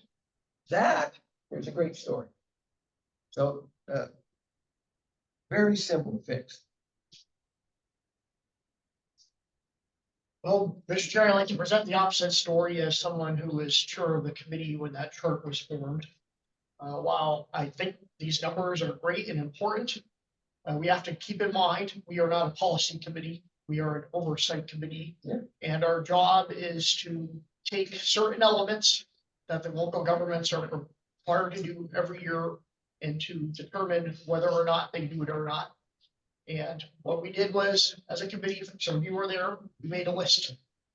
What are the local governments supposed to do? If they don't do it, they don't get their money. And we made a very simple chart. Yeah, that's a wall. You know what? Your goal should be, as a local government, to be green all the way across. Every year you do what you're supposed to do. That's our job here. And I said when this happened, these local governments and those politicians are going to go nuts about this because no one does this and they're going to get caught if they don't do it right. In fact, there was one local government, the city council member was all fired up about it. I found out afterwards that they were looking at Measure X as a great way to fund the staff in their, public works department. And this sort of stuff stopped it. And if we abandon that chart and go into the numbers, you know what, all those people who submit late every year, and by the way, I understand quite well what late submission is. It's submitting after the deadline. And also TAMC gives a lot of leeway to them to try to get it in. Yeah, some people are getting this in the mail and saying, why is my city of Monterey showing late? And they don't like how it goes there, so they want to get rid of the chart. If we want to add a chart like this and to the report, I'd be glad to do it. But you know what? If you eliminate that accountability chart, it's a free for all. It's no surprise when I look at the list, which cities are red all over the place. And you know what? We need to keep them accountable. All right, thank you very much. Yeah. Kevin, I think we're actually agreeing. I'm not disagreeing there, trying to find some way that the compliance is very, very important. I'm totally with you. Okay, well, if we want to do both, I don't know how much time it would take. That's a good thing. Here's one thing I want to share with you, that you need to embrace. Supervisor didn't understand. So there's an intent that you're trying to get to that didn't work. And that's why this type of chart would be helpful to do that. Well, even more importantly than the supervisor, I must say, is the public. It's the public that we're to be transparent to. So what can we say? How can we demonstrate to the public what we're doing and that how they are providing taxes, it's actually working. So that's what we want to communicate. This, to me, this does not. No, that's not what our job is. Our job is, we are an oversight committee. You are not elected to make policy decisions for TAMC. Our job is to make sure that the local governments are complying with the law, whether or not they're saving their money for a big project in a couple of years or not, isn't really our role. So am I mistaken that our job is to be transparent to the public? Well, once again, if we want to add these numbers, then we can be transparent. But But our job could is you not answer? to tell the city of Soledad, no, you have to spend all your money in a year and not Oh, say no, that. no, I'm not saying that at all. I thought Kevin. that's what. Ed No, was saying. I thought the whole issue here is people are spending money, right? And they're not spending it, and the county is spending lots of money. They're great in the cities that don't have to change. Yeah. We don't have any, the TAMC board could say, you know what? We give you the money, you gotta spend it within a certain length of time. Yeah, I don't even think that's a that's all good I'm thing, saying. but you know what? That's not our role. I agree. We didn't send it. Could I add some, Yeah, could I just put some let's let context Todd on talk. things? So the bottom line, requirement of this committee is what Kevin's saying, is make sure that all the jurisdictions are compliant with the ordinance that it implements Measure X. Transparency and sharing the story about what everyone's doing with Measure X is also important, because we want to show people are using, the money's getting used well, it's taxed, that we want to show that it's contributing to the benefit of our community. Part of what we have to balance is the amount of time and space we have. Because when we put together a publication like the annual report, there's two factors. One is each page costs a lot of money, and we distribute them all. So the bigger the document you have, the more expensive it is. And the bigger the document, the less likely someone's gonna read the whole thing. Really, people like infographics more than they like charts. They like just capturing the essence of the issue versus the details. And we're trying to balance those two issues. That's why in the past, we've had all of the background material that's submitted by each of the jurisdictions on our website, and then a link listed to show that people can go and read them if they want to know specifically what Soledad or Monterey or any of the individual jurisdictions spent their money on. And they can also look at what their intent is for the next 5 years when they look at what their forecast of how they're going to spend Measure X. All of that information is transparency, but it's only available if people are willing to take a couple extra steps and hunt it down. So it's the balance. I look at this chart and there's lots of good information. I look at that chart, there's lots of good information. There's parts of this that aren't clear, that I feel like if you don't understand the details, you're not going to know, spent more or less than allocated. That doesn't really mean anything to me because of the ability for jurisdictions to save money for important projects. And it's a fact. It's like either they spent more or less than they're allocated, but the context of that fact doesn't make sense unless you went into the details of the jurisdiction's annual report. So we're trying to find a balance in the space that we have available, in the attention span that we have available, and fundamentally making sure that we meet the requirement that the committee's tasked with. I think the balance that we're looking for. But as oversight, no, I do not believe that the only thing is that we're looking for compliance. It includes equal to transparency. You need to accept what the supervisor told you. It didn't work. So I agree that you're not used to looking at this, but it does jump out pretty fast to you. We're seeing the numbers and with some notes to go on with it. But it's something we put together could work. But you haven't, for me, since day one, been able to answer that simple question, which is which a person walking down the street wants to know. Hey, where did Measure X funds go? How much were they given? How much were spent? Now, if there's a no, which I think is totally, I guess what they did, and they did. No one misused funds. I'm not saying they have to spend it every day. But this one's far clearer than the wall. So something in between there. But if we do the same thing with what we did last time, we've talked to people and asked our neighbors a couple of questions. They didn't know what the hell you're talking about. The wall chart, I don't care whether you like it or not. Here's the message the supervisor told you. It did not work. So we got to change.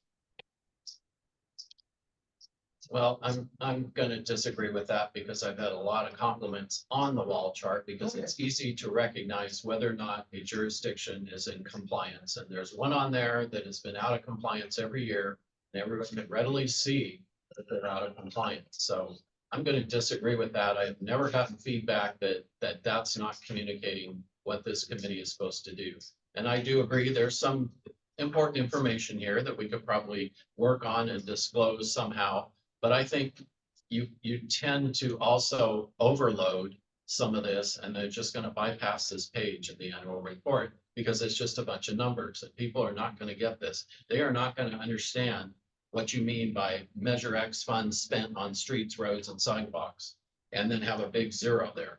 I mean, it just doesn't resonate, I don't think. So I think there's somewhere in between that we can do this, but I'm really an advocate for keeping that original chart in there because you can readily see right across for all those number of years, who's in compliance and who is not. Oh, I'm sorry. My name is Stanley Run. I would like to point out that we have a rather unique county here. And we don't have any cities that are similar. None are similar. I look at this chart and that chart. Carmel by the Sea is 1 square mile. And most of the people there are absentee owners. Carmel by the Sea is very comparable to Marina, which has changed quite a bit in the 60 years that I've lived in this county. Delray Oaks has changed quite a bit. Monterey, yes and no. Gonzales used to be tiny. Salinas used to be much smaller. Now it's really, really grown. I mean, I have lived here for 60 years and total all the back roads and the freeways and the main roads. I've been in every school in this county and some beyond. I think if you're gonna compliance, if we're looking at compliance, yes. But to say, well, this, this jurisdiction hasn't done its work. Is comparing apples, oranges, and kiwis. From a standpoint. I mean, if you think about, Salinas is huge, huge. Monterey is big, but not that big. And some of these cities are so tiny. North County itself has changed immensely since I started living here. And I think it's easy to look at numbers, but I think you also need to look at the size of the area, the population, what they do, where they work.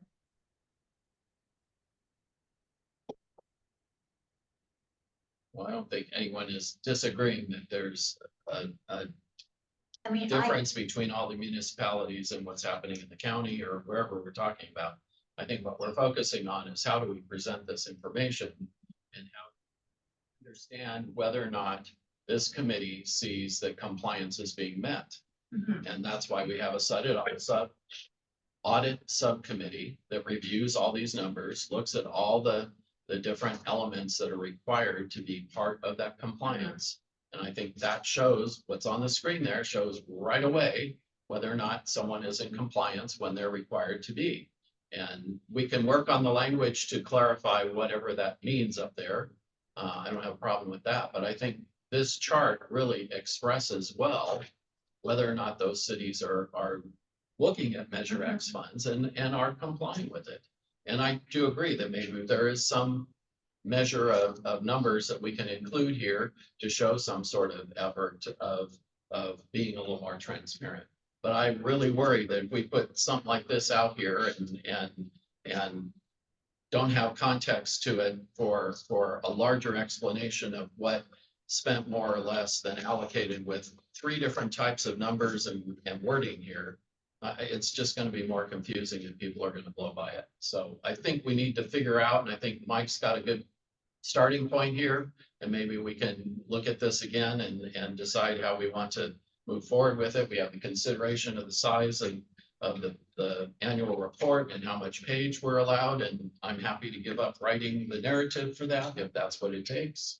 That'll be very easy for me to do. But I think overall, I think we're trying to be as transparent as we possibly can. And maybe that starts with this committee when we present from the audit subcommittee what we're presenting, and we have all these numbers in front of you so you can see that we are being as transparent as we can. And that if, for instance, Greenfield again is late in their compliance and we don't have their numbers, we can say right away, big fat 0 because we don't have their numbers. So I think one thing that would help, Norm, is to define the terms. Yes. Maybe off the chart. Yeah, we can do that. Define what does it mean to be fully compliant. What does Yes. it mean to be late? Does that mean they didn't get their money? Does that mean that all the constituents at Soledad or Greenfield are, that they're paying Measure X funds, sales tax, but they're not getting anything for it? Did they have monies withheld because they were late? Yeah, So no, we those can, kinds of we can things that certainly could look at that, really- and that's why I said those terms, we can fluff those up and make sure that they are meaningful, but we can also state what those specific requirements are and whether or not they've met them, yes or no. And try and be a little more important, but I really think this chart is useful because I know from my personal experience, when we got this at my place of business and people started looking through it, they saw right away, hey, what's up with Greenfield? Why are they always late? I mean, that was a first observation that they saw. And I'm not trying to pick on Greenfield here, but that's the one that's up there. But I think that chart does demonstrate that at a glance, you can look at it and see how many are really following through and doing what they need to do in order to qualify for their Measure X funding. Other comments? Martine? I recognize I'm new to the committee, so I'm learning and I appreciate the conversation. If I heard you correctly, Todd, that there's sort of an opportunity maybe for a both and in terms of how are you transparently able to distribute the information in a way that's received, but also have additional backup information for those that are interested in receiving it in more depth. But I'm looking at the agenda report and I'm seeing that there were really 3 areas in which the committee asked to have more further clarification, if I'm reading this correctly. And that's to have more comprehensive financial information, which I think kind of gets at some of the charts that we were able to see there. Understanding of what late compliance is, and so that goes to the narrative component, and then also kind of if I would envision sort of like a pie chart of how much has been spent on local jurisdictions versus regional projects. So in terms of what I heard from your comment around the infographic, I think you can capture what they're asking for in that way, while also including the compliance or further summary of financial understanding. I mean, that would just be my kind of instinct. I think there's a lot of opportunity to change what's presented. And it's really up to this committee and ultimately the board. There's some minimal things, and this chart really covers this fundamental task of the committee to make sure that these things happen. Like I said, there's some space and attention span constraints that if we could, working within those things we can find better ways to share that information, then more power to us. So that's one of the reasons why we brought this back in a month or so versus waiting until the next cycle. So we could start a discussion and fine tune this before it's required next year. Absolutely. All right, other comments? Oh, I'm sorry. No, I'm Right. always going through my 2 cents. So every year I keep on seeing a 0, 0 for the same town. And we had a meeting about this a couple of months ago. We still have no teeth in the game. None. Our board does not have no teeth in it. Meaning if I keep on seeing zeros, they still get the dollar amount, correct? No. No, they don't get no dollar amount? The jurisdiction that was, didn't meet their maintenance and effort, did not get any money until that was fixed. Tell them fixed. Did they get the full amount or did they get a partial amount? This is Sand City, so the full amount was a small amount. So I don't care if it's $1 or $1.50. They get the full amount or part of the amount. they're gonna get the full amount pending board approval 28th of August. Why am I giving a bad player the full amount when I've got other cities who are busting their butt to get the report to you on time? Well, they He didn't. talked about that being the wall. This one here, it still shows a 0. But the bad player is still getting the full amount. That's what I have an issue with. I do not like people who do not comply Okay. when it comes to what we ask them. What we're asking them is not hard. Is it hard, Kevin Nathan? Because you've been sat on this committee. I I personally, well, I'm gonna talk to the supervisor, who I think I know who this is. I'm meeting with him tomorrow, so I will ask about that. That particular item of late compliance, I do not want to get rid of that because I believe that it pushes people to get their stuff in on time. And if you get rid of that, you know what? It's whenever I get around to it. I'm sorry, I don't mean to. The whole issue you're bringing up is like a whole nother side conversation we could have, which I would be happy to have. But it's a little different from how we present this. To the public. Understand, Todd, but the public has the right to know if they're gonna get the full amount. At the or part of it. at the TMC level. Where there's like mayors and stuff show up, and supervisors and stuff, above us. I got the feeling last time.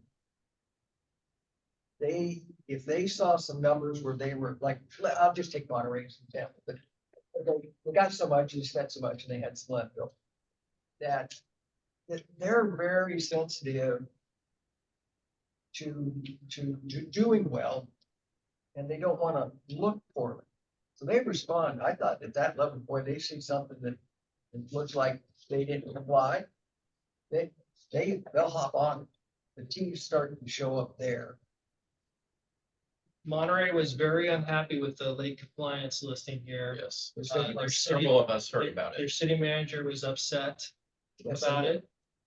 They do respond when they see that they're Yeah. not reading the boxes. Yes. They respond real quick to this. And I'm not trying to brand them, and most of them I thought were doing a really good job, like Soledad. I thought Mike Zeller's comment was poignant here. They put a little box on there and said, if you want more information, click here. Nice little legend. Yeah, more and more. And I'll just address, we've talked about what happened with Sand City several times in this meeting. And how that is not necessarily a bad actor, but it's more a characterization of a really bad setup for what their MOE should have been. And so I would not characterize them as being a bad actor and then we're giving them all their money because they were a bad actor. But that's another conversation you can have with Todd. All right, great. Just one small input item, if anything, for the MOE, I'd add another darker, more ominous red. You know, so green, everything's cool, yellow, orange, whatever that is for late compliance, and then red if you really suck. Okay, we can multiply the colors. All right. Yes, Chris. At the last meeting, Salinas was still incomplete submittal. I followed up at the city regarding this. They said that they would get it complete. Is it still considered incomplete submittal as of today? When I recently checked in with the city, their city audit was still outstanding, so they have not provided that annual report yet. So they haven't, Salinas haven't received their money then? No. Okay. And thank you. Can I make one other comment? On Sand City, $39,000 out of $32 million. Time and effort, that represents the work on that. They are 1/1000% of the budget. Whereas there are some other people here, let's take Monterey. It's substantially larger where we should be focusing management efforts. And this comes out in this type of chart. I think Kevin's got a good idea about having both. And whatever you do, whatever we do, needs to be walked back to the supervisors and go, would this answer your question? You must face the issue that if there's good stuff to supply here, I think both is a better one. And when somebody tells you something says it didn't work, it's time to, let's see if I can show you something that would. Would that be better, boss? All right. Well, thank you for the input. And I think, Mike, you've got some things that we can probably look through and work on together to see where we can enhance the information that we're presenting in the annual report. And I thank everyone for the input on the conversation here. I think there's some really good points that were made. So we'll take it under advisement and move forward with that. And I think staff here has gotten enough to work on, so we appreciate that. And with that, we will move on to our next agenda item, which is announcements and or comments. Anything from the committee members that you'd like to announce or comment? Tom? Yeah, you mentioned about Fortag starting construction in Del Rio. Yes. Teresa was really good. The gap, which is on Fremont Street, to connect the bike lane to nowhere to the Fortag. Tampsey put in a request, and I believe you will hear the results of the Tampsey request for additional funds. Basically, it's cantilevering a walk through and the bike lane over the gap where there is no land. And it's very expensive, and it's the one block that will connect the bike lane to the Fortag. And we hope to hear if Tampsey gets that by the end of this year. Because without that, to complete that thing, we're building a great bike lane, but it's not connected. And that's a one block gap on Fremont Street between Canyon Del Rey and Casanova Street. And we really need that money. Hopefully we get it. And I think it was by the end of this year is what Teresa found out. Okay, thank you. That's true, very important. I agree. Yes, Howard. Last time there was a brief discussion about Highway 68 and whether we want roundabouts or the brand new AI technology that seems to be working well in some instances. I wonder if we could get a quick update on where we are. Sure. The project is focused, the 68 corridor is the larger, longer term project. It's proceeding with roundabouts for an alternative. The AI or artificial intelligence for adaptive signal control is something that Caltrans is going to proceed with a pilot project in the near term very soon. So they're going through the process of putting that together. And they can implement that on a very short order and relatively inexpensive cost. And we'll have the ability to see how that works. And honestly, if it was as good as it was promoted, probably won't do the long-term project. But in all likelihood, we'll still do the long-term project, and we'll keep working on it as the AI gets pretty well. Right. More of a comment. This is they did a repaving or resurfacing project between Blanco and Alisal on, I'm sorry, Davis and Alisal on Blanco in Salinas recently. And as a daily bicycle commuter, I'm frustrated that low-hanging fruit was not addressed by agencies, whether it's Monterey County or other cities or whatnot, where when restriping projects happen, and there's obviously plenty of room on the median, that they're not putting in, they're just doing stripe for stripe. They're not actually trying to improve bicycle safety along smaller chunks of road with either vertical delineators or bigger gaps or whatever. But it's frustrating to see when they redo that entire segment, that nothing is done. And when they do put out signs for like road construction up ahead, they love putting all the signs in the bike lane. And so share a road on my bike as I get plowed through the 18-wheeler on Blanco. So that's cool. Yeah, that's probably something that. So I don't know if Tampsey has the ability to I see that too. encourage Yeah, I see that too. agencies. Yeah, honestly, I totally agree with you. It's a constant problem. We are trying to educate as we go through. It's a lot of what our process are when we have funding that can get to work with jurisdictions on things, but we don't control how they do projects. Yeah, I know. And so it's something like it's a growth opportunity that we agree needs to happen. I do have a comment about that. That was funded with Measure X money. It's a county project. Total cost 4.3 million, construction cost 3.6 million. And then if you ask them about it, they say doing all that additional work would just jack the price up some more. I actually brought it up to the Board of Supervisors meeting, and Wendy Rescue had her staffer reach out to me and tell me that the Public Works said there was not enough land for acquisition to put in bicycle improvements, which I don't understand. On which side? Right, exactly. Okay, never mind. Your question, it depends on how wide. No, I mean, this is, it's plenty of. I know, covered that area, now Tony does. State of California, you have to have so much. No, I And if there's not enough, you don't get a bicycle lane.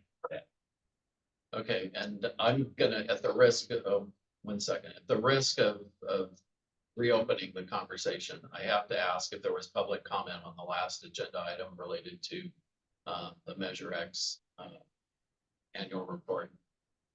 All right, good. No hands raised. Good. Closing public comment. John. The Alliance on Aging received a grant from the state of California to develop an age and disability action plan. One of 20 that were granted this in the state. We put together an advisory committee.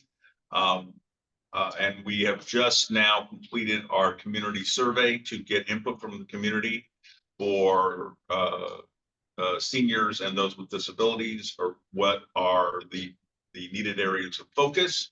That's going to be reviewed with the advisory committee and the community. We will have what we're calling some solution summits out in the community to look at the results and come up with a list of things, a to-do list to make the communities, this will be South County, Salinas, and North County, more friendly to seniors and those with disability, and happy to share those results as they proceed. Great, thank you. Very good. I'm interested. Professor Beach, I see your hand raised. Hi there. Sorry, I meant to build off on the comment earlier about the bike lanes. I had a question for the staff on that. The feasibility of requiring a better standard for multimodal transport, like the gentleman was suggesting, he's having trouble navigating that road. Are we saying that these funds are have no standards attached to them, or cannot have standards attached to them? In other words, if we had a best practices even suggestion, hey, you're repaving or restriping, and Todd will remember that he and I and others at TAMC worked on this for a stretch on Rio Road that leads into Carmel by the Sea, where we were told also no room for that. And then we spent quite a bit of time re-engineering to the point where we got room for double striping for bike lanes on both sides. It wasn't optimal, but it was better than nothing. So I guess I'm used to being told, as this gentleman was, that nope, can't do it, but then it turns out you can do it. So I'm wondering if there's anything TAMC or Measure X funds is allowed to do in terms of, if it's not regulatory, like you got to spend this money at a certain standard of care, then something that's pre-baked as a menu of suggested items, right? Like, here's how you want to restripe when you restripe. Is there anything we can do as a committee for that? Well, yeah, so we have in the past and still have complete streets policies that would encourage road design to include multimodal options. But with the Measure X funds, the jurisdictions get specifically, we can't mandate that they do it in any other way other than legal requirements. Jurisdictions can adopt standards and policies, and they have some options on adopting policies that encourage incorporating bicycle and pedestrian features in their designs when they have the ability to. We do have other fund sources that the agency controls, and some of those we put out in competitive grants.